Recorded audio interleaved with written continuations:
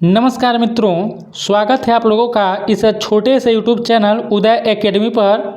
देखिए, यह चैप्टर पढ़ने से पहले आप लोग स्क्रीन पर आप लोगों को दो क्वेश्चन दिखाई दे रहा होगा। पहले मैं पहला क्वेश्चन आप लोगों को दिखा रहा हूँ। देखिए, यह चैप्टर इतना इम्पॉर्टेंट है। पिछले साल EMRS में जो एग्ज़ाम हुआ था TGT का, देखिए उस टाइम 10 क्वेश्चन पूछा गया था। 10 क्वेश्चन में से देखिए 7 क्वेश्चन हुबहू NCERT से पूछा गया था और मैं आप लोगों को एक प्रूफ वाला वीडियो दिखाया हूँ। अब देखिए इस चैप्टर को आप देखिए। इसी चैप्टर से पिछले साल EMRS TGT के एग्जाम में सीरियल से देखिए 2 क्वेश्चन पूछा गया था। पहले आप लोग प्रूफ देख लीजिए। देखिए यहाँ पर चैप्टर का नाम है, देखिए यह जो हम बुक लिए हैं यह क्लास 11th का NCERT का पहला चैप्टर है। चैप्टर का नाम है कंप्यूटर सिस्टम। और देखिए पिछले बार EMRS में यहीं से 2 क्वेश्चन सीरीज वाइज एकदम ले लिया गया था। स्क्रीन पर आप लोगों को क्वेश्चन दिखाई दे रहा होगा। देखिए उसमें क्वेश्चन पूछा गया होगा कि इनमें से जो है इनपुट आउटपुट डिवाइस के बारे में पूछा गया होगा। और आप लोग अगर चौथा ऑप्शन देखेंगे तो चौथा ऑप्शन में आप लोगों को दिखाई दे रहा होगा एकदम सीरीज से देखिए कीबोर्ड, माउस, स्कैनर। और आप चौथा विकल्प में देखेंगे सेम यही क्वेश्चन आप लोगों को दिखाई दे रहा होगा, एकदम कॉपी कर पेस्ट कर दिया गया है। अब देखिए इसी चैप्टर से एक आप लोगों को प्रश्न नंबर हम 28 दिखा रहे हैं। 2 क्वेश्चन देखिए लगातार यह पिछले साल EMRS TGT में पूछा गया था। अब देखिए इसी चैप्टर से नीचे आप जब देखेंगे आपको एक क्वेश्चन अभी स्क्रीन पर दिखाई दे रहा होगा। यह देखिए नीचे जो दिया है हम आपको दिखा रहे हैं, यह देखिए आप लोग नीचे दिया है। यहाँ पर आप लोगों को दिया होगा कि इनको जो है सीरीज से आप लोगों को लगाना है आरोही क्रम में। अब यदि आप लोग ऑप्शन भी हूबहू मैच करेंगे, जो पहला ऑप्शन दिया है उसी में आप लोग देखिए KB यानी कि किलोबाइट, MB यानी कि मेगाबाइट, GB यानी कि गीगाबाइट, TB यानी कि टेराबाइट। देख सकते हैं एक ही चैप्टर से EMRS में सीरीज वाइज 2 क्वेश्चन पूछा गया था। अब देखिए दोस्तों, आप लोगों के ICT के एग्जाम को ध्यान में रखते हुए मैं NCERT जो है सीरीज स्टार्ट किया हूँ ICT में, ताकि आप लोग पूरा में पूरा जो है अंक प्राप्त कर सकें। एक भी नंबर आप लोगों का देखिए मैं कटने नहीं दूंगा। और देखिए इसका पहला पार्ट में क्लास 9th का जो है ICT यानी कि कंप्यूटर का मैं एक वीडियो 3 का अपलोड कर दिया हूँ, जाकर देख लीजिएगा। उसमें मैं आप लोगों को प्रूफ दिखाया था। अब हम लोग इस चैप्टर के बारे में पढ़ेंगे। और देखिए आप लोग देख ही सकते हैं कितना इंपॉर्टेंट चैप्टर है। देखिए थोड़ा मैं ओवरव्यू दिया हूँ। और देखिए मैं आप लोगों से बता दूँ यह चैप्टर बहुत बड़ा है, कंप्यूटर सिस्टम। और इसमें देखिए देख सकते हैं जब पिछले बार एग्जाम में 2 क्वेश्चन पूछ लिया गया था, तो हो सके इस बार भी क्वेश्चन पूछ लेगा। और देखिए इंपॉर्टेंट है चैप्टर, इसमें बार बार पूछा जाएगा यहाँ से। तो मैं आप लोगों को बता दूं कि देखिए चैप्टर बड़ा है, तो हम लोग इसमें देखिए क्या कवर करेंगे। देखिए लिखा भी है कि इन दिस चैप्टर, यानी कि चैप्टर में देखिए हम लोग इंट्रोडक्शन टू कंप्यूटर सिस्टम पढ़ेंगे, साथ में इवोल्यूशन ऑफ कंप्यूटर पढ़ेंगे, और देखिए कंप्यूटर मेमोरी के बारे में पढ़ेंगे, और साथ में data transfer between memory and CPU पढ़ेंगे। अब देखिए यह 4 जो टॉपिक है हम लोग आज इस वीडियो में कवर करेंगे पार्ट 1 में। और बाकी जो नीचे का आप लोग को 4 यह पार्ट दिखाई दे रहा है, data and information, microprocessor, software, operating system, इन चारों को जो है मैं आप लोगों को दूसरे पार्ट में पढ़ाऊंगा। अगर देखिए वो भी पढ़ा देता पूरा इसी में, लेकिन वीडियो बहुत लंबा हो जाता है और आप लोग देखिए अपना जो है माइंड कंसंट्रेट नहीं कर पाते, इसलिए जो है मैं इसको 2 पार्ट में डिवाइड कर दिया हूँ। और देखिए जितने भी हमारे हिंदी भाषी के भाई बहन दोस्त लोग हैं, देखिए वो लोग इसको इंग्लिश में कंटेंट देखकर डरेंगे नहीं, क्योंकि देखिए दोस्तों यह बुक मैं इंग्लिश में नहीं पाया हूँ NCERT का, यह हिंदी में देखिए नहीं पाया हूँ। हिंदी में अगर पाया होता तो वही मैं पढ़ाता, लेकिन देखिए अंग्रेजी में पाया हूँ। और देखिए इससे दोनों लोगों को लिए फ़ायदा होगा, जो हिंदी वाले होंगे, इंग्लिश वाले होंगे। और देखिए यह भले ही आप लोग को इंग्लिश में लिखा है, मैं एक एक पॉइंट को जो है हिंदी में आप लोगों को एकदम समझाते हुए बताते हुए चलूँगा। तो बहुत ना टाइम कमाते हुए मैं चैनल को जो है मतलब वीडियो को शुरू करता हूँ। तो चलिए हम लोग शुरू करते हैं। देखिए अब चैप्टर का नाम दिया कि कंप्यूटर सिस्टम। तो चलिए हम लोग जान ही लेते हैं कि कंप्यूटर सिस्टम होता क्या है आखिर में, थोड़ा इसका हम लोग देखते हैं। तो देखिए आप लोगों को यहाँ पर पहला पॉइंट दिखाई दे रहा है कि इंट्रोडक्शन टू कंप्यूटर सिस्टम।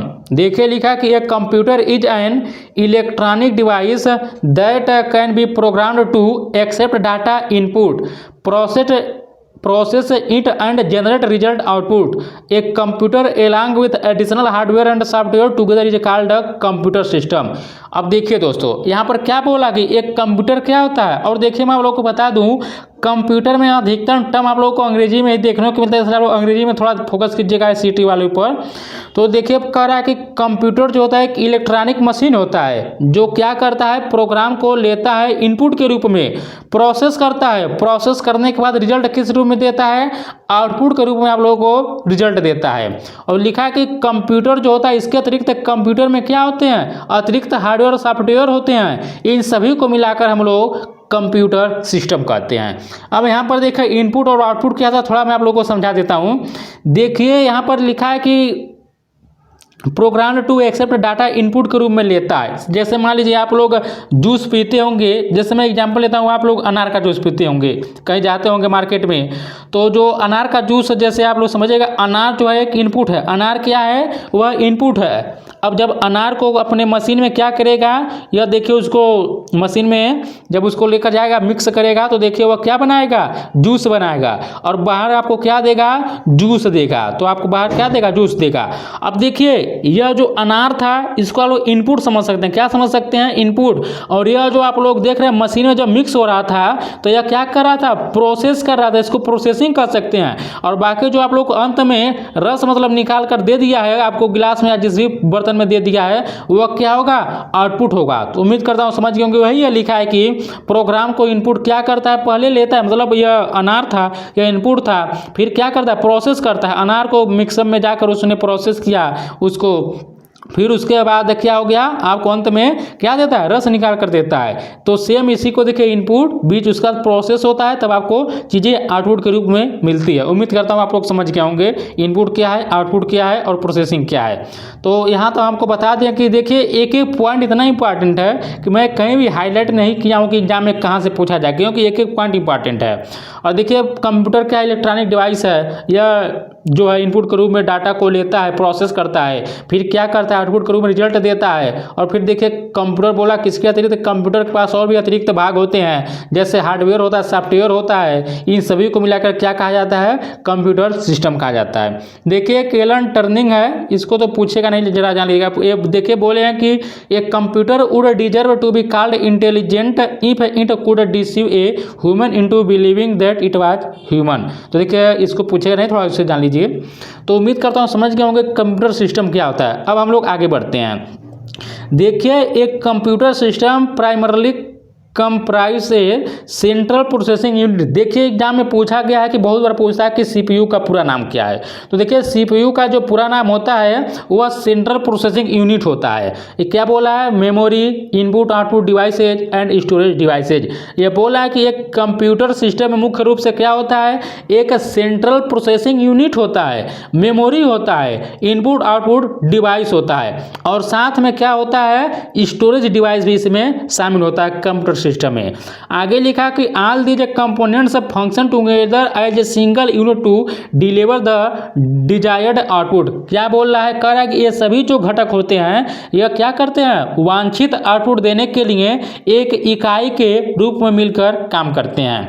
आगे बोला कि एक computer system comes in various forms and size. क्या बोला कि जो कंप्यूटर सिस्टम होता है वह विभिन्न आकार मतलब रूप और आकार में जो है पाए जाते हैं। जैसे आगे लिखा कि इट कैन वेरी, क्या लिखा कि it can vary from a high end server to personal desktop, laptop, tablet, computer, आज स्मार्टफोन। यह सभी क्या है, यह सभी कंप्यूटर ही है। तो एक कंप्यूटर सिस्टम देखिए विभिन्न रूप और आकारों में आता है। यह एक उच्च स्तरीय सर्वर से लेकर personal desktop, laptop, tablet, computer या स्मार्टफोन, यह सभी तक हो सकता है। आगे बढ़ते हैं हम लोग। अब देखिए यहाँ पर आप लोग एक डायग्राम समझ लीजिए, यह हम आप लोग एकदम क्लियर करा देते हैं, यहाँ से आप लोग समझ जाएंगे। तो देखिए आपको डायग्राम दिखाई दे रहा होगा, इनपुट है डिवाइस, आउटपुट डिवाइस है, बीच में क्या है, सेंट्रल प्रोसेसिंग यूनिट सीपीयू होता है। अब देखिए यह सब क्या है, सेकेंडरी स्टोरेज डिवाइसेज हैं। अब इसमें देखिए आप लोग ये भी याद रखिएगा, जो सीपीयू होता है उसके मुख्य रूप से देखिए कहीं कहीं दो भाग लिखा रहता है, लेकिन देखिए आप लोग तीन भाग कर सकते हैं। एक होता है एएलयू अर्थमेटिक लॉजिक यूनिट, फिर देखिए कंट्रोल यूनिट सीयू, और प्राइमरी मेमोरी। तो आप लोग इसको याद रखिएगा। अब मैं एक एक पॉइंट जरा समझा देता हूँ आप लोगों को। देखिए इनपुट डिवाइस क्या होता है, तो इनपुट डिवाइस यह वह इकाई है जिसके माध्यम से डेटा और निर्देश कंप्यूटर में दर्ज किए जाते हैं, मतलब जिसके माध्यम से आप डेटा या इंस्ट्रक्शन को आप कंप्यूटर में इनपुट करते हैं। और देखिए जो आउटपुट डिवाइस होता है, यह वह इकाई होता है जो प्रोसेस जानकारी को उपयोगकर्ता तक पहुंचाता है। मान लीजिए इनपुट हम लोग दिए हैं, पूरा क्या होता है, इसी के माध्यम से प्रोसेसिंग होता है, उसके बाद हमें क्या देता है, आउटपुट डिवाइस, मतलब आउटपुट देता है, ये आउटपुट समझिएगा। और देखो जो सेंट्रल प्रोसेसिंग यूनिट होता है, देखो दोस्तों इसको आप लोग कंप्यूटर का मस्तिष्क कहेंगे। देखिए बिना इसके कंप्यूटर समझिए एकदम बेकार है। तो याद रखिएगा, बहुत बार एग्जाम में पूछा गया कि आप लोग जो कंप्यूटर का ब्रेन आप लोग किसे कहेंगे, तो सीपीयू को कंप्यूटर का, देखिए सीपीयू को, सेंट्रल प्रोसेसिंग यूनिट को आप लोग कंप्यूटर का मस्तिष्क कहेंगे। और देखिए यह डेटा को संसाधित करता है और सिस्टम के सभी कार्यों को नियंत्रित करता है। और देखिए सीपीयू के 3 भाग हैं, आप लोग याद रखिएगा, प्राइमरी मेमोरी, कंट्रोल यूनिट यानी कि यहाँ पर सीयू, और एएलयू अर्थमेटिक लॉजिक यूनिट, याद रखिए। अब देखिए बहुत बार एग्जाम में एएलयू का फुल फॉर्म पूछा है, तो इसका मतलब होता है अर्थमेटिक लॉजिक यूनिट होता है। देखिए जितने भी गणितीय जो संक्रियाएं होता है सब एएलयू के द्वारा ही किया जाता है। तो उम्मीद करता हूँ समझ गए। देखिए इसमें प्राइमरी मेमोरी क्या है भी समझ लीजिए।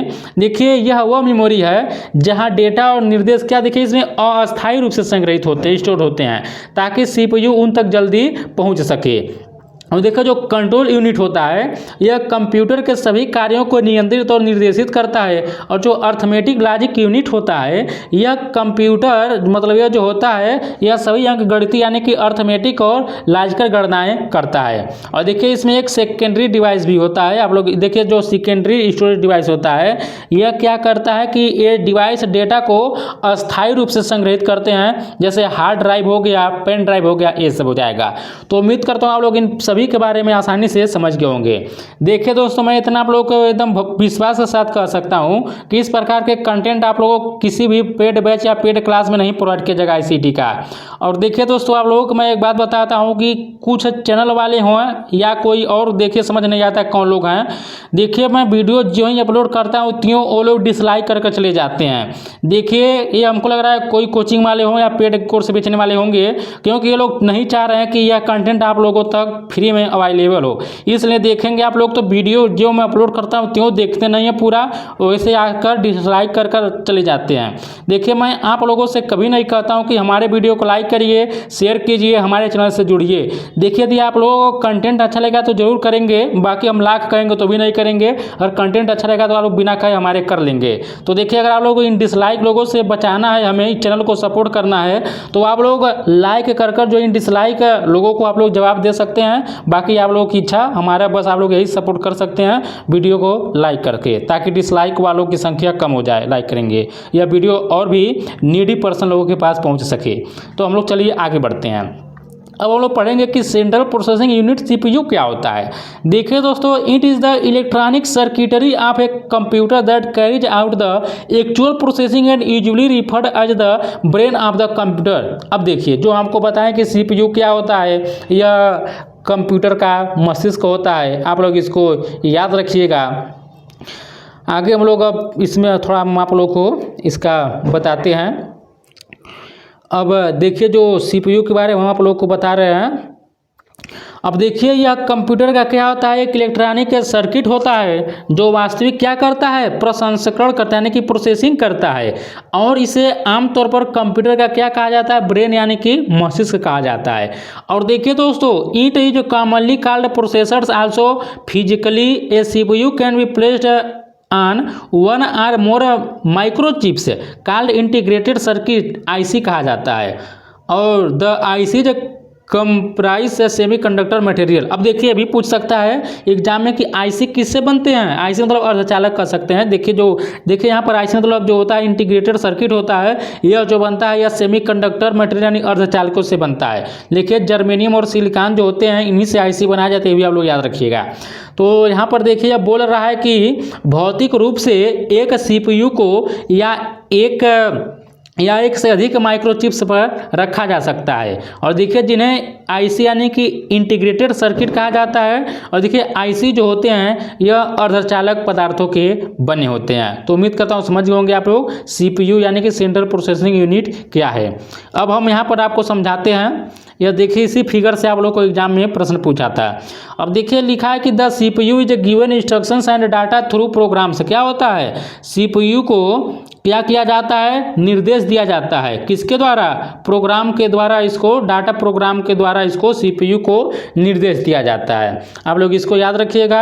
और देखिए लिखा है कि the CPU then fetches the program and data from the memory and performs arithmetic and logic operations as per the given instructions and stores the result back to memory. मतलब इसका यही हुआ कि यह क्या करता है, CPU फिर मेमोरी से प्रोग्राम और डेटा फेच करता है और दिए गए निर्देशों के अनुसार अंकगणितीय क्या करता है, अंकगणितीय तथा तार्किक क्रियाएं करता है। और इसके बाद क्या करता है, परिणाम जो होता है यानी रिजल्ट को पुनः मेमोरी में स्टोर कर देता है। तो यही लिखा है कि इसके बाद क्या करता है, जो CPU होता है यह प्रोग्राम को के माध्यम से निर्देश और डेटा मतलब CPU को दिए जाते हैं। फिर CPU जो होता है फिर मेमोरी से प्रोग्राम और डेटा फेच करता है और दिए गए निर्देशों के अनुसार अंकगणितीय तथा तार्किक क्रियाएं करता है। इसके बाद रिजल्ट को पुनः मेमोरी में स्टोर कर देता है। तो यही CPU होता है।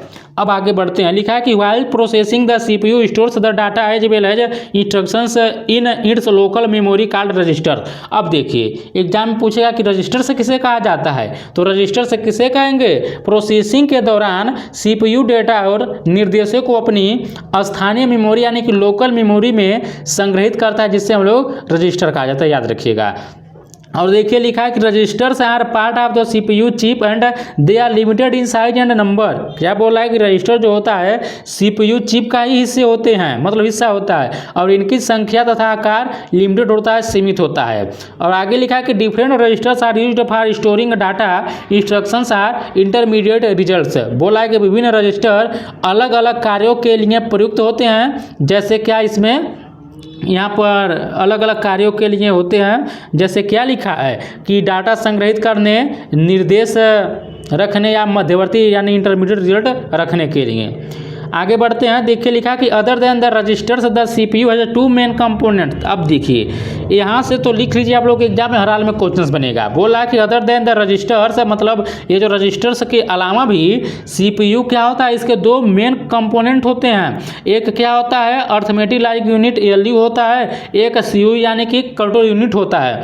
और देखिए ALU performs all the arithmetic and logic operations that need to be done as per the instructions in a program. यह बोल रहा है कि यह देखिए यह बोल रहा है कि ALU जो होता है प्रोग्राम में दिए गए निर्देशों के अनुसार सभी गणनाएं और तार्किक क्रियाएं करता है। और देखिए आगे लिखा है कि CU यानी control unit controls sequential instruction execution. आगे क्या लिखा है, हटाएं इसको, interprets instructions and guides data flow through the computers memory. और ये बोल रहा है कि जो CU होता है वह सिक्वेंशियली निर्देशों के निष्पादन को नियंत्रित करती है, निर्देशों की व्याख्या करती है यानी कि इंटरप्ट करती है, और डेटा प्रवाह को मेमोरी ALU और इनपुट आउटपुट उपकरणों के बीच नियंत्रित करती है। आगे देखिए यहाँ पर लिखा है कि ALU and input or output devices.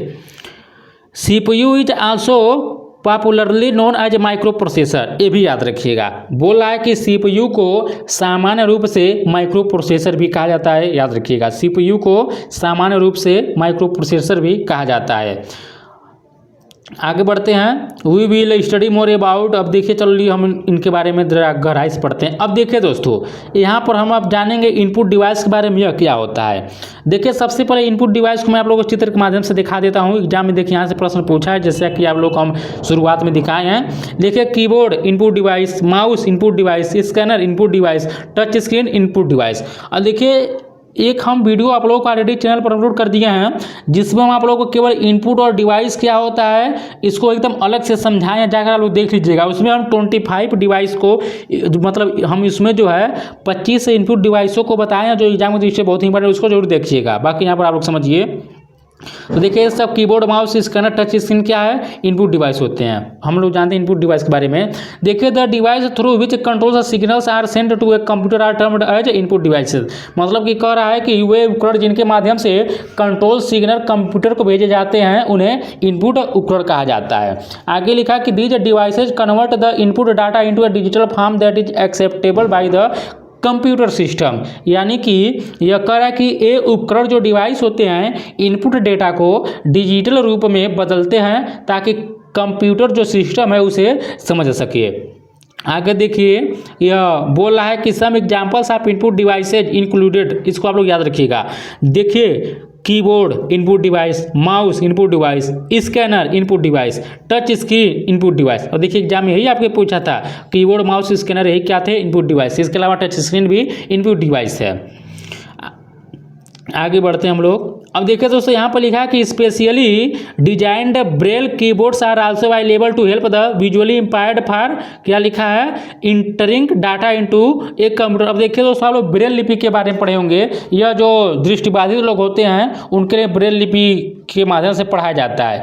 इसी प्रकार देखिए, जो क्या बोला है कि जो दृष्टिबाधित व्यक्ति होते हैं उनकी सहायता के लिए विशेष रूप से डिजाइन किया गया ब्रेल कीबोर्ड होता है, यह भी जो है उपलब्ध होता है।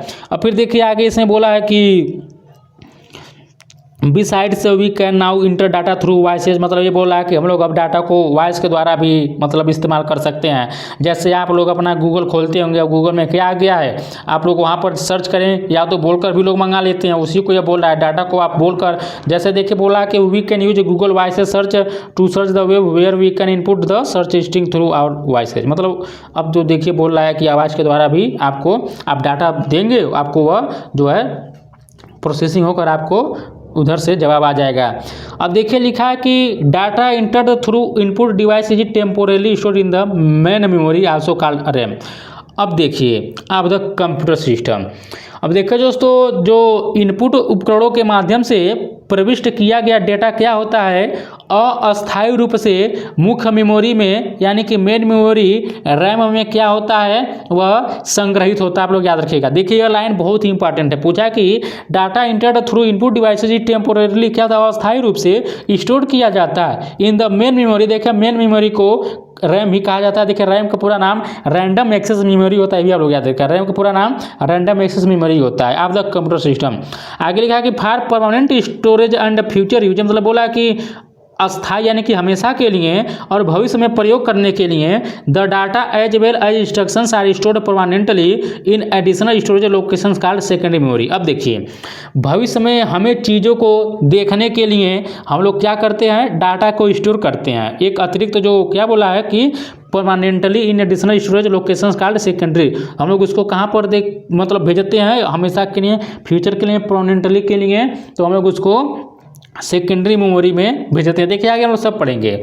अब हम लोग पढ़ेंगे आउटपुट डिवाइस के बारे में। सबसे पहले आउटपुट डिवाइस देख लीजिए यहाँ पर, display, monitor, speaker, printer, 3D printer, ये सब क्या है, आउटपुट डिवाइस। देखिए लास्ट बार एग्जाम में तो इनपुट पूछा था, इस बार हो सके इसी चैप्टर से यही सब पूछ दे, इसे चित्र से उठाकर, फिगर से। तो display, monitor, speaker, printer, 3D printer सब क्या होता है, आउटपुट डिवाइस होता है। आप लोग एकदम याद रखिएगा। अब हम लोग पढ़ते हैं आउटपुट डिवाइस क्या होता है।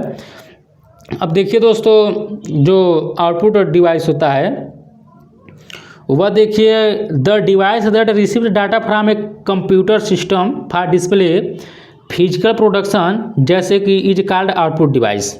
अब देखिए जो आउटपुट डिवाइस के बारे में यह बता रहा है, देखिए यह कह रहा है कि वे मतलब उपकरण यानी कि डिवाइसेज जो कंप्यूटर प्रणाली से डेटा प्राप्त करते हैं और उसे डिस्प्ले करते हैं, भौतिक रूप में प्रस्तुत करते हैं, फिजिकल फॉर्म में, उसी को आउटपुट कहते हैं। और देखिए ये क्या होते हैं, डिजिटल जानकारी को मानव द्वारा समझने योग्य रूप यानी कि ह्यूमन अंडरस्टैंडेबल फॉर्म में परिवर्तित करते हैं। आगे क्या लिखा कि it converts digital information into human understandable form. और फॉर एग्जांपल देखिए monitor, projector, headphone, speaker, printer, ये सब क्या हो जाएंगे, याद रखिएगा आउटपुट है। कौन कौन, monitor, projector, headphones, speaker, printer, plotter, ये सब क्या होते हैं, आउटपुट डिवाइस होते हैं। अब देखिए कुछ आउटपुट डिवाइसों का नाम ये बोला दिया है। फिर देखिए लिखा है कि ये Braille display monitor is used for visual. अब देखिए ये भी लिखा है कि जो ब्रेल वो दृष्टिबाधित लोगों के लिए भी देखने के लिए भी जो है ब्रेल डिस्प्ले वाला मॉनिटर चलाया गया है, ये भी बोल रहा है। And textual output generated by, अब देखिए आगे हम लोग पढ़ते हैं। A printer is the most, क्या बोला कि a printer is the most commonly used device to get output in physical यानी कि हार्ड कॉपी फ्रॉम। प्रिंटर देखिए क्या पूछ ले, प्रिंटर क्या होता है। प्रिंटर हम लोग क्या करते हैं, उसके माध्यम से किसी भी हम लोग जो डिवाइस होता है उसके द्वारा हम लोग क्या करते हैं, फिजिकल फॉर्म में हार्ड कॉपी हम लोग प्राप्त करते हैं। लिखा है कि 3 types of commonly use printers are in. अब देखिए यहाँ पर आप लोगों को ये भी बता रहा है कि प्रिंटर के कितने प्रकार होते हैं। देखिए चैप्टर कितना इंपॉर्टेंट दिया है, एग्जाम में प्रश्न बनेगा यहाँ से। लिखा है कि 3 types of commonly use printers, मतलब सामान्यतः जो प्रिंटर का प्रयोग किया जाता है वो मुख्यतः 3 प्रकार के होते हैं। एक होता है इंकजेट प्रिंटर, क्या है इंकजेट, एक है लेजर जेट, क्या है लेजर जेट, और एक क्या है डार्ट मैट्रिक्स प्रिंटर। याद रखिए 3 प्रकार के प्रिंटर, इंकजेट, लेजर जेट, डार्ट मैट्रिक्स। अब देखिए पूछा कि नाउ अडेज मतलब इन दिनों there is a new type of printer called 3D printer. अब देखिए अब नए नए प्रिंटर आ गए हैं, अब जिनको क्या लोग बोल रहे हैं, 3D प्रिंटर लोग बोल रहे हैं। आगे देखिए बोला कि which use to build physical replicas का of a digital 3D design. These printers are being used in manufacturing industries to create क्या prototypes of products. Their usages is also being explored in the medical field particularly for developing body organs. तो देख सकते हैं कितना जो है इन सब का प्रयोग किया जा रहा है। बोला कि इन प्रिंटरों का उपयोग जो होता है मैन्युफैक्चरिंग यानी उत्पादन उद्योग में उत्पादों के प्रोटोटाइप बनाने के लिए किया जा रहा है, और साथ ही इनका उपयोग जो है चिकित्सा के क्षेत्र में भी किया जा रहा है, और विशेषकर मानव अंगों के निर्माण के लिए भी के अनुसंधान में ही इसका प्रयोग किया जाता है। अब देखिए थोड़ा हम पंच कार्ड के बारे में जान लेते हैं, इंपॉर्टेंट है, पूछ सकता है। देखिए लिखा कि a punch card is a piece of stiff paper that stores digital data in the form of holes at predefined positions. मतलब बोला है कि एक पंच कार्ड जो होता है मोटे कागज का टुकड़ा होता है एक, जो पूर्व निर्धारित स्थानों यानी कि प्री डिफाइंड पोजीशंस पर बने छेदों यानी होल्स के रूप में डिजिटल डेटा जो होता है संग्रहित करता है। अब देखिए हम लोग यहाँ तक पढ़ चुके हैं इनपुट क्या है, आउटपुट डिवाइस क्या है, अब कंप्यूटर सिस्टम के बारे में पढ़ चुके हैं। अब हम लोग पढ़ेंगे इवोल्यूशन ऑफ कंप्यूटर, मतलब कंप्यूटर का विकास हम लोग पढ़ेंगे कि किस प्रकार से कंप्यूटर का विकास हुआ है। देखिए लिखा है कि from the simple calculator to a modern day powerful data processor computing devices have evolved in a relatively short span of time. The evolution of computing device is shown through the timeline in figure.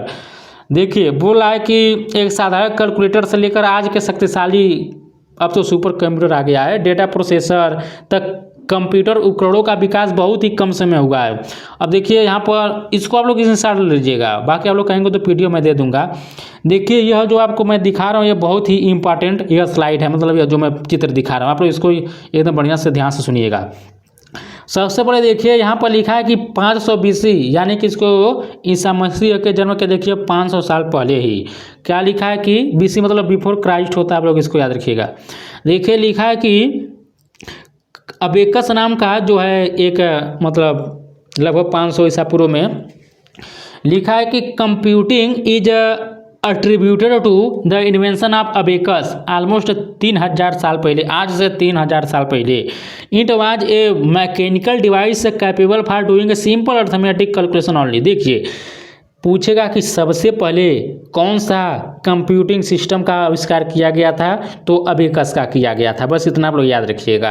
और देखिए जो लगभग 3000 वर्ष पहले विकसित किया गया था यह एक यांत्रिक डिवाइस था जो केवल साधारण अंकगणितीय गणनाएं कर सकता था। जो सबसे बना था यह केवल सिंपल जो था अर्थमेटिक कैलकुलेशन से यह कर सकता था। इसके बाद और भी विकास इसका हुआ, जैसे यहाँ पर देखिए पास्कल यानी देखिए कहीं कहीं पास्कल लिखा रहता है। अब देखिए Blaise Pascal invented a mechanical calculator known as Pascal calculator or Pascaline to do addition and subtraction for 2 number direct. अब देखिए जो ब्लेज पास्कल जो 1642 ईस्वी में इन्होंने एक पास्कलाइन का आविष्कार किया, यह क्या कर सकता था, तो देखिए यह जो था यह 2 संख्याओं का योग और घटाव सीधा कर सकता था, तथा देखिए गुणा और भाग को बार बार जोड़ने या घटाने की विधि से कर सकता था। बाकी लिखा है कि directly and multiplication and division through repeated addition and subtraction. यानी यह समझेगा जब पास्कलाइन 1642 में बना था, इसको ब्लेज पास्कल ने इसका आविष्कार किया था। इससे देखिए आसानी से दो संख्याओं का योग यानी जोड़ और घटाना किया जा सकता था तथा गुणा और भाग को बार बार जोड़ने या घटाने के अनुसार से किया जा सकता था। अब उसके बाद देखिए अगला जो आया एनालिटिकल इंजन आया। क्या आया? 1834 में एनालिटिकल इंजन आया। अब देखिए Charles Babbage invented analytical engine. पूछेगा कि एनालिटिकल इंजन का आविष्कार किसने किया था? तो चार्ल्स बैबेज ने किया था। कब किया था? 1834। देखिए सब एनसीईआरटी से हम बता रहे हैं आप लोगों को। लिखा कि mechanical computing device for inputting processing storing and displaying the input which is considered to from the basic of modern computers. अब देखिए यह कह रहा है कि चार्ल्स बैबेज जो थे एक यांत्रिक कंप्यूटर बनाए थे जिसका नाम एनालिटिकल इंजन था और यह इनपुट प्रोसेसिंग स्टोरेज और आउटपुट करने में सक्षम था। इससे आधुनिक कंप्यूटरों का आधार माना जाता है। पूछेगा कि किस कंप्यूटर को आधुनिक कंप्यूटर का आविष्कार माना जाता है? तो जो एनालिटिकल इंजन होता है इसी को आधुनिक कंप्यूटर का आविष्कार माना जाता है। उम्मीद करता हूँ हम लोग को समझ आ रहा होगा।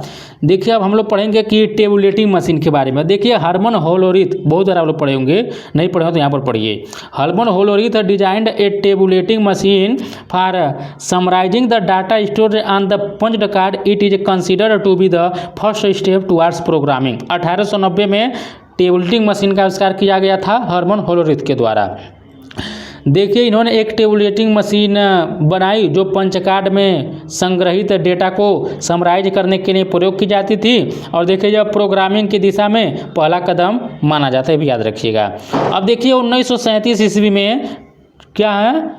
ट्यूरिंग मशीन का आविष्कार किया गया था। क्या लिखा है कि the Turing machine concept was a general purpose programmable machine that was capable of solving any problem by executing the program stored on the punch card. मतलब कि जो यह ट्यूरिंग मशीन था इसका आविष्कार 1937 में किया गया और एलन ट्यूरिंग द्वारा प्रस्तुत ट्यूरिंग मशीन की अवधारणा एक सामान्य प्रयोजन प्रोग्राम योग्य मशीन है कि जनरल पर्पज प्रोग्रामेबल मशीन थी। यह किसी भी समस्या को हल करने में सक्षम थी यदि उसके लिए उपयुक्त प्रोग्राम पंच कार्ड्स पर संग्रहित हो। अगर जब डाटा जो था पंच कार्ड पर संग्रहित होता था तभी यह अपना प्रोग्राम कर सकता था। अब आगे देखिए अब धीरे धीरे विकास हो रहा है। अब 1945 में देखिए ENIAC ENIAC आप लोग इसका पूरा नाम कमेंट करके बताइएगा। अब देखिए EDVAC या ENIAC जॉन वान न्यूमन, याद रखिए John von Neumann introduced the concept of stored program computer which was capable of storing data as well as program in the memory. The EDVAC and the ENIAC computers were developed based on this concept. मतलब 1945 में ENIAC का आविष्कार किया गया था। इसके बारे में थोड़ा आप लोग जानिए। देखिए यह जो था जो जॉन वान न्यूमैन ने इसको स्टोर्ड प्रोग्राम कंप्यूटर की अवधारणा प्रस्तुत किया था। यह कंप्यूटर डेटा और प्रोग्राम दोनों को मेमोरी में संग्रहित करने में सक्षम था और देखिए इस अवधारणा के आधार पर EDVAC और बाद में ENIAC कंप्यूटर विकसित किए गए। और देखिए दोस्तों आप लोग इसको याद रखिएगा जो चार्ल्स बैबेज हैं इनको कंप्यूटर का जनक या कंप्यूटर का पितामह कहा जाता है, तो आप लोग इसको भी याद रखिएगा। आगे बढ़ते हैं हम लोग। अब हम लोग पढ़ेंगे ट्रांजिस्टर्स के बारे में। देखिए दोस्तों vacuum tubes were replaced by transistors developed at Bell Labs using semiconductors material. अब देखिए 1947 में वैक्यूम ट्यूब तकनीकी को बेल लैब्स में विकसित ट्रांजिस्टर द्वारा प्रस्तावित किया गया। और देखिए ट्रांजिस्टर सेमीकंडक्टर पदार्थों के बने होते हैं जो बता चुके हैं, जर्मेनियम सिलिकॉन ये सब, और इन्होंने कंप्यूटरों को छोटा, तेज और अधिक विश्वसनीय बना दिया। आगे हम लोग पढ़ते हैं। अब देखिए 1970 में इंटीग्रेटेड सर्किट के द्वारा, यानी कि आज इंटीग्रेटेड सर्किट यानी IC J silicon chips which contains entire electronic circuit on a very small area the size of computer drastically reduced because of ICs। अब देखिए यह बोल रहा है कि एक इंटीग्रेटेड सर्किट एक सिलिकॉन चिप होती है जिसमें बहुत छोटे क्षेत्र में पूरा इलेक्ट्रॉनिक जो होता है परिपथ मौजूद होता है। IC के कारण कंप्यूटर का आकार अत्यधिक घट गया और उनकी कार्य क्षमता बढ़ गई। और देखिए यह वान न्यूमैन के द्वारा इसका यह इंटीग्रेटेड सर्किट, तो इसमें नहीं, वान न्यूमैन वाला तो हुआ था।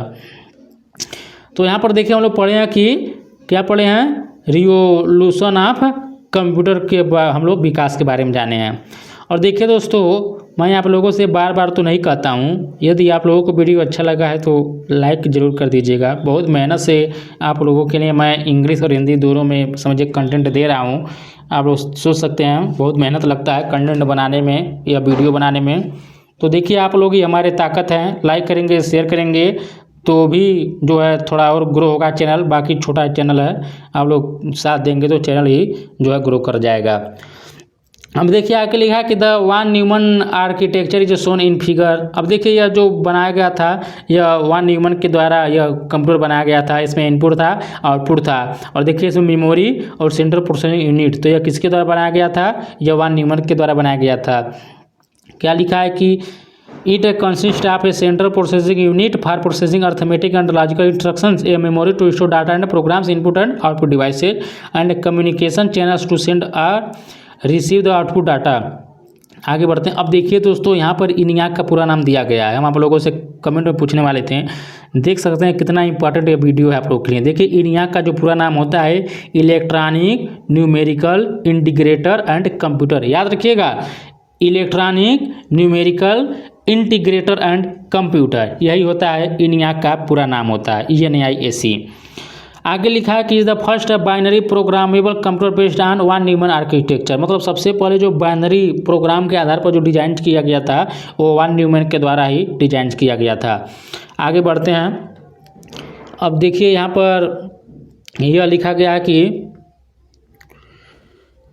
During the 1970 large scale integration, यानी अब देखिए LSI का पूरा नाम पूछ सकता है तो लार्ज स्केल इंटीग्रेशन होता है। आप electronic circuits allowed integration of complete CPU on a single chip called micro. अब देखिए माइक्रो प्रोसेसर किसे कहा जाता है?